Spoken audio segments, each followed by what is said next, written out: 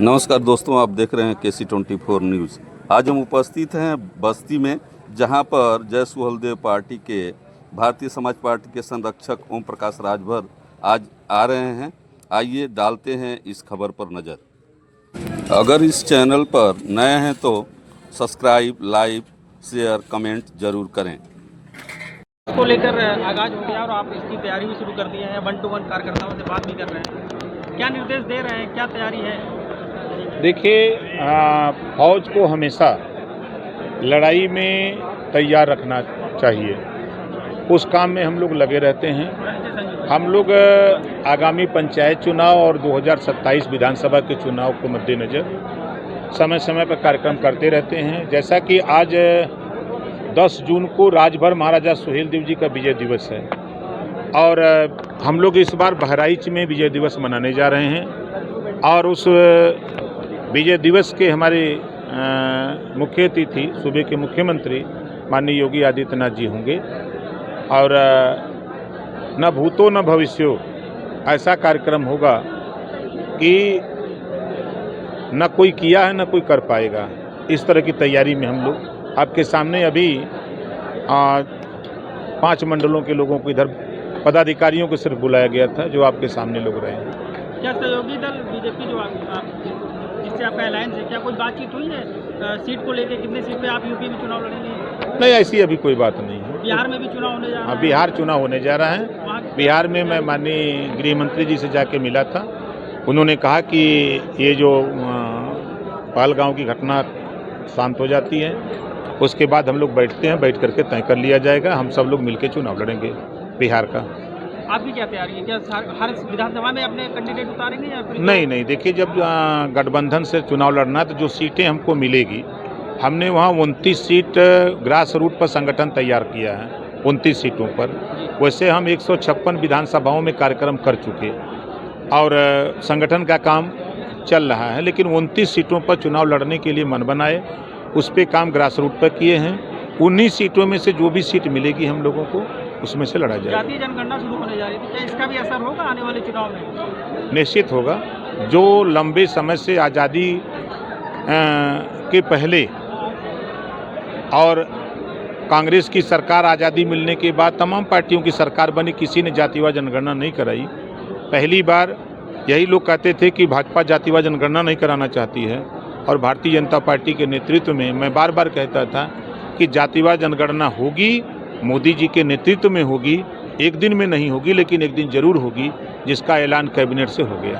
क्या फायदा होने वाला है? देखिए, जो जातियों की गिनती नहीं है, जिनको अधिकार नहीं मिला है, जो वंचित हैं रोटी, कपड़ा, मकान, शिक्षा, दवाई से, उनको बड़े पैमाने पर लाभ इसका मिलेगा।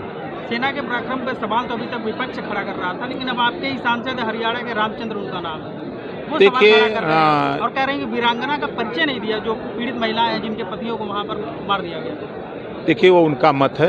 पूरे देश के लोगों को भारत की सेना पर गर्व है और देश के प्रधानमंत्री पर सेना को जो छूट दे दी गई, पाकिस्तान में घुस करके 100 किलोमीटर अंदर आतंकवादियों के ठिकाने पर 9 जगहों पर जो नेस्तनाबूद किया गया, उनके ठिकानों को ध्वस्त किया गया। ये एक ऐतिहासिक कदम देश के प्रधानमंत्री जी ने जो सेना को छूट दिया, सेना ने एक ऐतिहासिक कदम किया जो पूरे देश में चर्चा हो रही है। जहाँ 140 करोड़ आबादी है तो वहाँ 2-4 लोग पे कर रहे हैं, तो उससे क्या मतलब है? विपक्ष कह रहा है कि ये धोखा है देश के साथ। अब विपक्ष के पास कुछ तो है नहीं, तो यही कुल बोलेगा और क्या बोलेगा? उसके पास तो कुछ है नहीं। वो जो 4 आतंकवादी घटना को किए, वो अभी तक नहीं, उनके बारे में कोई जानकारी? देखिए, सरकार लगी है और हमारी खुफिया एजेंसी भी लगी हुई है। हम सरकार पूरा प्रयास कर रही है, सेना पूरा प्रयास कर रही है और हमेशा हमारे देश के प्रधानमंत्री जी, गृह मंत्री जी, रक्षा मंत्री जी, मुख्यमंत्री जी भी कहते हैं कि हमको कोई छेड़ेगा तो हम उसको छोड़ेंगे नहीं।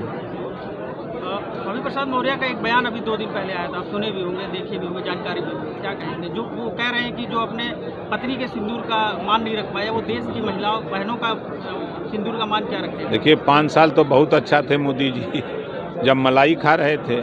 अब मलाई नहीं मिल रही है तो जैसे बिल्ली को जब वो भाग से अंगूर नहीं मिलता है तो कहते हैं ना कि अंगूर खट्टे हैं, जब जिसको कहावत है ना, तो उसी तरह 5 साल तो मलाई काटे भारतीय जनता पार्टी के मिनिस्टर बन के, तब तो बहुत अच्छा था।